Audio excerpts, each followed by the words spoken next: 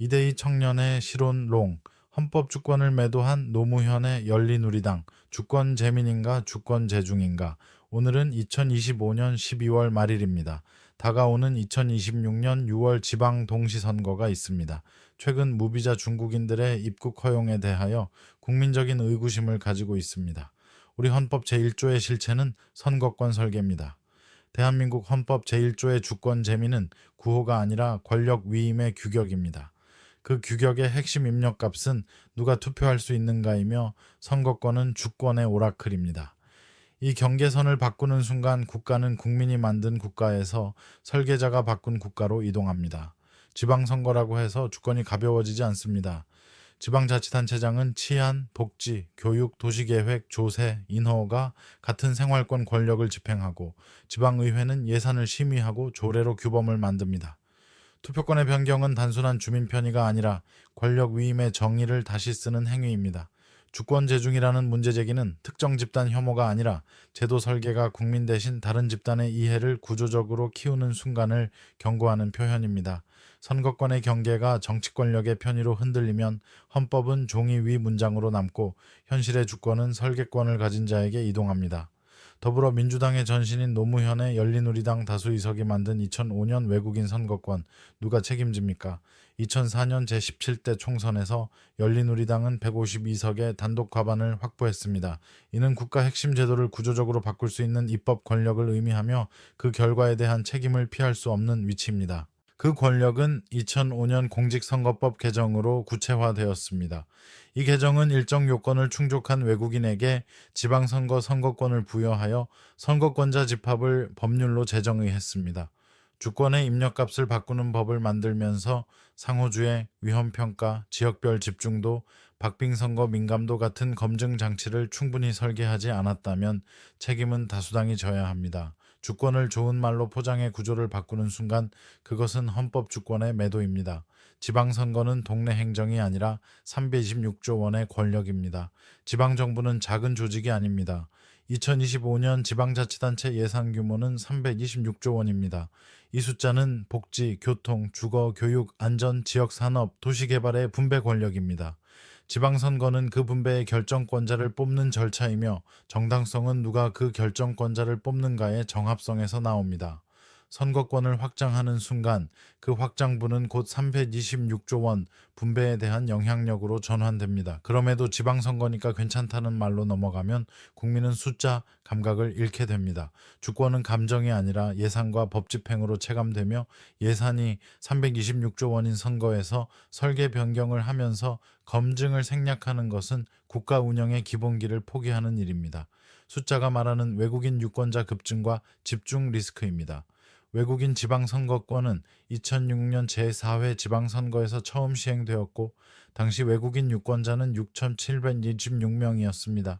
이후 2010년 10원 78명, 2014년 48,328명, 2018년 106건이 5명으로 급증했습니다. 2022년 제8회 지방선거에서는 외국인 선거권자 수가 127,663명으로 제시되며 이는 2006년 대비 약 19배 증가입니다. 동시에 전체 선거인 수는 43,343,449명으로 제시되어 외국인 선거권자는 전체의 약 0.29%입니다. 여기서 무지한 결론이 나옵니다. 0.29%면 미미하다는 말입니다. 지방선거는 전국 평균으로 결정되지 않고 선거구 단위로 결정됩니다. 분포가 균등하지 않으면 비율은 의미가 없어집니다. 숫자의 본질은 절대수가 아니라 집중도와 박빙 구간에서의 한계 효과이며 이 구간에서 0.29%는 결코 미미하지 않습니다. 집중도는 박빙을 지배합니다. 안산 181표가 주는 경고입니다. 경기 안산은 이 논쟁을 실증으로 보여주는 사례입니다. 2022년 지방선거 당시 안산 외국인 유권자는 약 7,700명으로 알려졌고 이 중 단원구에 약 5,900명이 집중된 것으로 제시된 바 있습니다. 같은 해 안산시장 선거는 극단적 박빙이었습니다. 재검표까지 가는 과정에서 최종 격차가 181표였다는 보도가 있었습니다. 이 숫자들은 정치적 선동이 아니라 산술입니다. 외국인 유권자 7,700명 중 투표 참여 비율이 10%여도 770표이고 30%면 2,310표입니다. 특정 후보로 60대 40으로만 기울어도 순증 효과는 각각 154표, 462표입니다. 박빙 181표 환경에서는 제도의 설계가 결과 민감도를 폭증시키는 것이 경험적으로 확인됩니다. 상호주의가 없는 비대칭은 국제표준이 아닙니다. 국제적으로 지방참정권은 조건부가 일반적입니다. 유럽연합은 회원국 시민이 다른 회원국에 거주할 때 지방선거에서 투표 출마 권리를 보장하지만 이는 단일 시민권 체계와 상호주의적 통합 질서 위에서 작동합니다. 반대로 주권 경계를 엄격히 다루는 국가들은 외국인 선거 참여를 강하게 제한합니다. 미국은 외국인의 연방선거 투표를 형사처벌 대상으로 규정하고 선거권을 국가주권의 핵심 안전장치로 취급합니다. 중국 또한 선거권을 시민의 권리로 규정하는 구조를 기본으로 둡니다. 상호주의가 성립하지 않는 상대에게 일방적으로 선거권을 열어두는 비대칭은 글로벌 표준이 아니라 한국만의 위험한 예외가 됩니다. 통제와 설명의 부재가 주권 재중을 키웁니다. 현행 제도는 외국인에게 대통령 선거와 국회의원 선거 선거권이 없고 지방선거에서만 일정 요건의 외국인에게 선거권이 있다는 구조입니다. 또한 영주 자격 취득 후 3년 경과 외국인 등록 대장 등재 18세 이상 같은 요건이 있습니다. 문제는 요건이 존재한다는 사실이 아니라 제도 변경의 비용과 편익이 국민에게 숫자로 설명되고 검증되었는가입니다. 외국인 유권자가 2006년 6,076명에서 2022년 127일 1,653명으로 늘어나는 동안 지역별 집중도, 투표율, 박빙 선거구 민감도, 갈등 비용 같은 지표가 상시 공개되고 위험이 커질 때 자동으로 요건이 조정되는 장치가 있었는지 묻지 않을 수 없습니다. 국민이 숫자를 보지 못하면 정치는 홍보로 대체됩니다.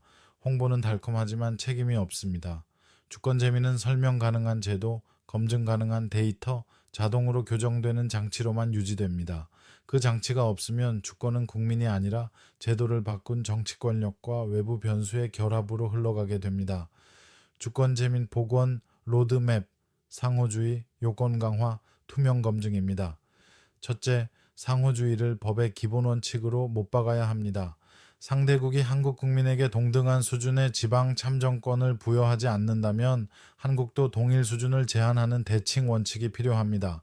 이는 배타가 아니라 국제관계의 기본 균형이며 주권을 지키는 최소 설계입니다. 둘째, 체류 요건은 현실의 성장률을 반영해 재설계되어야 합니다. 2006년 대비 약 19배로 늘어난 제도는 당시의 3년 기준이 지금도 적정한지 실증으로 재검증해야 합니다. 요건 강화는 감정이 아니라 위험 함수의 조정이며 박빙 선거구에서의 결과, 민감도와 지역사회 갈등 비용을 지표화해 기준에 연동해야 합니다. 셋째, 국민을 계몽하는 길은 선동이 아니라 데이터 공개입니다. 외국인 선거권자 분포, 투표율, 선거구별 박빙도, 정책 영향도, 분쟁 비용을 정기적으로 공개하고 일정 임계치를 넘으면 자동으로 제도 조정을 의무 검토하도록 만들어야 합니다. 국민이 숫자로 이해할 때 주권 재민이 살아나고 숫자를 외면할 때 주권 재중이 현실이 됩니다. 국민 여러분이 스스로 아니요, 틀렸어요. 도대체 뭔 짓입니까? 라고 따질 때 이 나라는 바로 섭니다. 이대희 청년의 실론롱을 시청해 주셔서 감사합니다.